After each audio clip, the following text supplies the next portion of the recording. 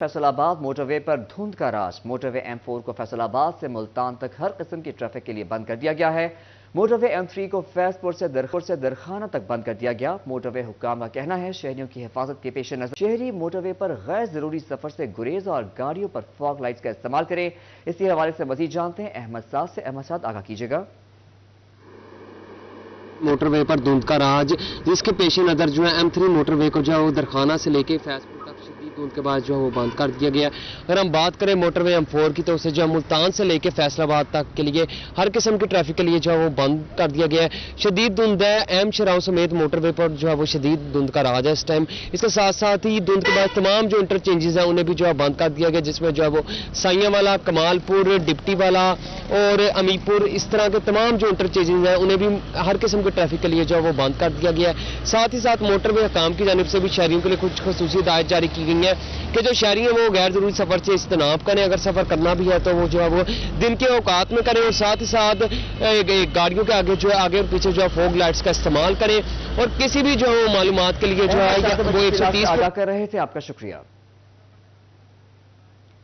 عام انتخابات 2024 election commission کی تیاریاں جاری۔ حکام نے سیکیورٹی پلان سے متعلق سر جوڑ لیا۔ حساس پولنگ اسٹیشنز کی نشاندہی پنجاب پولیس کے یونٹ سے نفری فیصلہ کر لیا گیا۔ الیکشن کے حوالے سے مزید خبریں جانتے ہیں اس رپورٹ میں۔ عام انتخابات کی گہما گہمی، الیکشن کمیشن کی تیاریاں جاری۔ حکام نے سیکیورٹی پلان سے متعلق سر جوڑ لیے۔ فیصل آباد سمیت صوبہ بھر کے حساس پولنگ اسٹیشنز کی نشاندہی کر دی گئی۔ فیصل آباد میں سب سے زیادہ 1004 پولنگ اسٹیشنز انتہائی حساس قرار دے دیے گئے۔ ٹوبہ ٹیک سنگھ 29، جھنگ 164، نیوٹ کے 131 پولنگ اسٹیشنز انتہائی حساس قرار دے دیے گئے۔ پنجاب میں مجموعی طور پر 6009 پولنگ اسٹیشنز انتہائی حساس، 15494 پولنگ اسٹیشنز حساس قرار دے دیے گئے ہیں۔ محکمہ داخلہ پنجاب نے حساس پولنگ اسٹیشن والے اضلاع سے متعلق پلان طلب کر لیا۔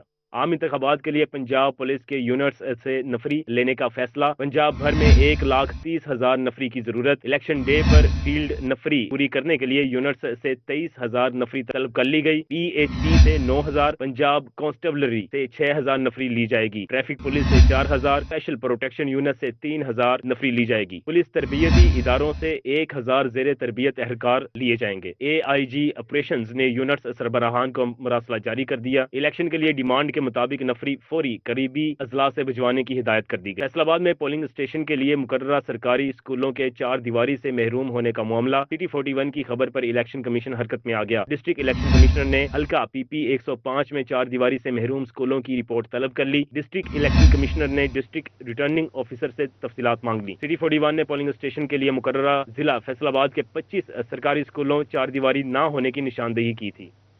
گوجرا میں میاں بیوی اور بیٹے نے الیکشن لڑنے کے لیے کمر کس لی۔ مسلم لیگ نون کے خالد ورائش NA 105، بیٹا عقبہ علی ورائش PP 119 اور اہلیہ فوزیہ خالد ورائش PP 120 سے آزاد امیدوار کی حیثیت سے الیکشن لڑیں گی۔ گوجرا میں ایک ہی گھر کے 3 افراد انتخابی دنگل میں کود پڑے۔ ٹوبہ ٹیک سنگھ کے حلقہ NA 105 سے خالد وڑائش مسلم لیگ نون کے امیدوار ہیں۔ بیٹا عقبہ علی وڑائش PP 119 سے نون لیگ کے امیدوار، اہلیہ فوزیہ خالد وڑائش PP 120 سے آزاد امیدوار کے طور پر الیکشن لڑیں گی۔ فوزیہ خالد کا کہنا ہے کہ علاقے کی تعمیر و ترقی ان کی اولین ترجیح ہے۔ مجھے یہی ہے کہ میں کہتی ہوں کہ خدمت کو ووٹ دیں، کیونکہ میں نے ضلع ناظمی کے دور میں بھی اپنی پورے ضلع میں کیونکہ میری صرف وہ ڈومین میں گوجرا نہیں آتا تھا، اس میں دوسرا علاقہ رجانہ، پیرمال، ٹوبہ، اس کے بعد کمالیہ بھی آتا تھا، تو میں نے اپنے تئیں جتنی میں نے کوشش کی کہ میں انصاف کے ساتھ چل سکوں، اپنے منصب کے حساب سے جو میرا تقاضا تھا منصب کا، تو میں نے پورے علاقے کے لیے کام کیا۔ تو پھر مجھے خالد صاحب نے میدان میں اتارا اور میں انشاءاللہ انڈیپینڈنٹ ملکہ کے نشان سے الیکشن لڑ رہی ہوں اور انشاءاللہ تعالیٰ جیت کے کامیاب ہو کے نون لیگ میں ہی واپس جاؤں گی۔ 5 سال ہو گئے، اس بن 5 ایئرز میں ڈسٹرکٹ یوتھ پریزیڈنٹ بھی ہوں۔ سیاست میں نے الحمدللہ بچپن سے اپنے والد صاحب کو کرتے دیکھا ہے اور میں بڑا کمفرٹ زون میں سیاست کر رہا ہوں۔ جس طرح ہی میرے والد صاحب نے سیاست کی ہے، اصولوں کی ہے، اور میں انشاءاللہ ان کے ساتھ نقشے قدم پہ کروں گا انہیں کے۔ والد صاحب نے 2013 سے نون لیگ میں جوائن کیا ہے، اس سے پہلے ہم لوگ انڈیپینڈنٹ الیکشن جیتے آئے ہیں۔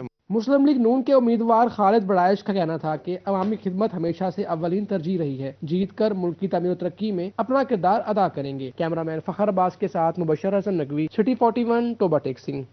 میں معذور ہوں تو کیا ہوا، ووٹ میرا بھی حق ہے۔ ٹوبہ میں 5000 معذور افراد ووٹ کاسٹ کریں گے۔ محکمہ سوشل ویلفیئر کے مطابق 3000 مرد اور 2000 خواتین شامل معذور افراد کی پولنگ اسٹیشن تک رسائی آسان بنانے کی ہدایت کر ٹوبہ ٹیکسنگ میں ضلع انتظامیہ کی جانب سے پولنگ اسٹیشنز پر معذور افراد کی سائننگ کے لیے بہتر انتظامات کی ہدایت۔ ضلع میں قومی اسمبلی کے 3 اور صوبائی اسمبلی کے 6 حلقوں پر عام انتخابات ہوں گے۔ ضلع بھر میں رجسٹرڈ معذور افراد کی تعداد 5000 کے قریب ہے۔ ڈپٹی ڈائریکٹر رائے عبدالشکور مارت کا کہنا تھا کہ 3000 سے زائد معذور افراد مرد جبکہ 2000 کے قریب معذور خواتین رجسٹرڈ ہیں، جو عام انتخابات 2024 کے موقع پر اپنا حق رائے دہی استعمال کریں گے۔ ہمارے پاس 5000 رجسٹرڈ جو ہے ڈسیبلز ہیں، اس میں 3000 جو ہیں وہ میل ہیں اور 2000 فیمیل ہیں۔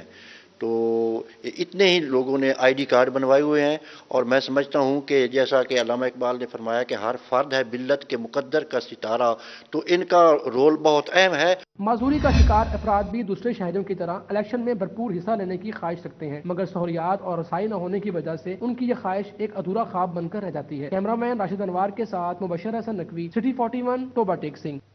شدید سردی میں انفلوئنزا کا حملہ، چھاتی کا جکڑ جانا، شدید زکام، پسلیوں کا درد علامت۔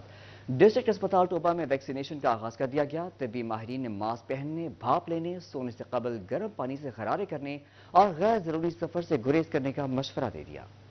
سردی نے ڈیرے جما لیے، انفلوئنزا کی وبا بھی پھیلنے لگی۔ ڈسٹرکٹ ہسپتال میں انفلوئنزا کی ویکسینیشن کا آغاز کر دیا گیا۔ طبی ماہرین کا فی الفور انفلوئنزا کی ویکسین کرانے کا مشورہ۔ صورتحال کے پیش نظر پیچیدگیوں میں اضافے کا اندیا دے دیا۔ میڈیکل آفیسر ڈاکٹر ایمن کا کہنا تھا کہ چھاتی کا جکڑ جانا، شدید زکام، پسلیوں کا درد انفلوئنزا کی علامات ہیں۔ ان کا کہنا تھا کہ شہری غیر ضروری سفر سے پرہیز کریں، ماسک کا استعمال کریں، سونے سے قبل گرم پانی سے غرارے کرنے کا مشورہ دیا۔ بالکل یہ ایک بہت موذی وائرس ہے، لیکن اس سے بچاؤ آسان ہے۔ اس میں میجر چیز تو یہ ہے کہ آپ احتیاطی تدابیر استعمال کریں، جیسے آج کل دھند کا موسم ہے، ٹیمپریچر بہت کم ہے، بلا وجہ بلا ضرورت گھر سے باہر نہیں نکلیں۔ اگر آپ کے لیے نکلنا بہت ضروری ہے تو ماسک کا استعمال کریں، وہ آپ کی اپنی حفاظت بھی ہے اور اس سے آپ باقیوں کو بھی سیو کر سکتے ہیں۔ طبی ماہرین کا کہنا ہے کہ انفلوئنزا ایک خطرناک مرض نہیں، لیکن شوگر کے مریضوں، حاملہ خواتین اور بچوں کے لیے مشکلات پیدا کر سکتا ہے۔ کیمرہ مین فخر عباس کے ساتھ احمد ندیم، سٹی 41، ٹوبہ ٹیکسنگ۔ فیصل آباد کے علی زیب فاؤنڈیشن میں 2 ماہ سے صحت سہولت کارڈ پر علاج بند۔ تھیلیسیمیا کے مریض بچے مشکلات سے دوچار۔ غریب والدین کے لیے آئرن کے ادویات قوت خرید سے باہر۔ جان لیوا بیماری کا شکار بچوں کی زندگیاں داؤ پر لگ گئیں۔ فیصل آباد میں تھیلیسیمیا کے مریض بچوں کی مشکلات بڑھ گئیں۔ علی زیب فاؤنڈیشن میں 2 ماہ سے صحت سہولت کارڈ پر علاج بند۔ آئرن کی مہنگی ادویات غریب والدین کی پہنچ سے باہر۔ مریض بچوں کی زندگیاں داؤ پر لگ گئیں۔ صحت سہولت کارڈ پر ادویات مفت مل رہی تھی، 2 ماہ سے پرائیویٹ طور پر ادویات خرید رہے ہیں۔ والدین کی دہائی، بولے حکومت ادویات کی فراہمی یقینی بنائے۔ پہلے مل رہی تھی دوائی، 3-4 ماہ سے اب نہیں مل رہی، مشکل ہو رہی ہے بہت۔ اب مہنگائی بھی بہت ہو گئی ہے، اس کے لیے تو گزارا نہیں ہوتا۔ یہ میڈیسن کھا رہے تھے تو کافی بہتر تھے، اب ان کو میڈیسن نہیں وہ مل رہی، اس وجہ سے وہ بچوں کی طبیعت بھی نہیں ٹھیک ہے، تو آپ ہم اپیل کرتے ہیں ہمارے بچوں کو میڈیسن دے دیں۔ ہمیں پہلے دوائیاں فری ملتی تھی، اب صحت کارڈ بند ہونے سے 2 ماہ سے ہمیں دوائیاں نہیں مل رہی ہیں کہ آگے آئرن کی دوائیاں، آئرن کم کرنے کے لیے دوائیاں ہمیں مل رہی تھی، اب ہمیں آئرن کی دوائیاں نہیں مل رہی ہیں، ہم آگے سے بہت زیادہ بیمار رہ رہے ہیں۔ فوکل پرسن علی زیب فاؤنڈیشن میڈم سائمہ کے مطابق ایک مریض بچے کی ماہانہ ادویات 18 سے 20 ہزار کی بنتی ہیں۔ ہزاروں بچوں کو مفت ادویات فراہم کرنا ہمارے بس میں نہیں۔ صحت سہولت کارڈ دوبارہ سے بحالی کے لیے حکومت کے ساتھ رابطے میں ہیں۔ آئرن چلیشن والی میڈیسن پراپر مل رہی تھی تو بچوں کی ہیلتھ کافی بہتر تھی، لیکن اب پچھلے تقریباً 3 مہینے سے جو ہے وہ میڈیسن صحت کارڈ ظاہر بند ہو گیا تو میڈیسن نہیں مل رہی، جس کی وجہ سے پیشنٹ جو ہے وہ کافی زیادہ مشکلات کا شکار ہے، اور ہماری ادارے کی طرف سے بھی گورنمنٹ کو اپیل ہے کہ صحت کارڈ کو بحال کیا جائے۔ علی زیب فاؤنڈیشن میں روزانہ کی بنیاد پر تقریباً 50 مریض بچوں کو خون لگانے کی سہولت فراہم کی جا رہی ہے۔ کیمرہ مین جنید علی کے ساتھ عزادار حسین، سٹی 41، فیصل آباد۔ ضلع جنگ کی واحد سی ٹی اسکین 15 روز سے بند۔ ڈسٹرکٹ اسپتال آنے والے مریض دربدر، نجی لیبارٹریوں کا رخ کرنے پر مجبور۔ ہسپتال انتظامیہ اور آؤٹ سورسنگ کمپنی کے درمیان معاملات طے نہ ہو سکے۔ زائد آبادی والا ضلع سی ٹی اسکین کی سہولت سے محروم ہو گیا. جھنگ کے ڈسٹرکٹ ہیڈ کوارٹرز ہسپتال انتظامیہ اور آؤٹ سورسنگ کمپنی کے درمیان معاملات طے نہ ہو سکے. ڈسٹرکٹ ہسپتال کی واحد سی ٹی اسکین مشین 15 روز سے زائد عرصہ گزر گیا فعال نہ ہو سکی. ہسپتال انتظامیہ اور C T scan machine outsourcing company کے درمیان معاملات طے نہ ہوئے جس کا خمیازہ مریض بھگت رہے ہیں. مشین کی بیٹری خراب ہونے پر آؤٹ سورسنگ کمپنی سے ہسپتال انتظامیہ کو بیٹریوں کی مرمت کا کہا گیا.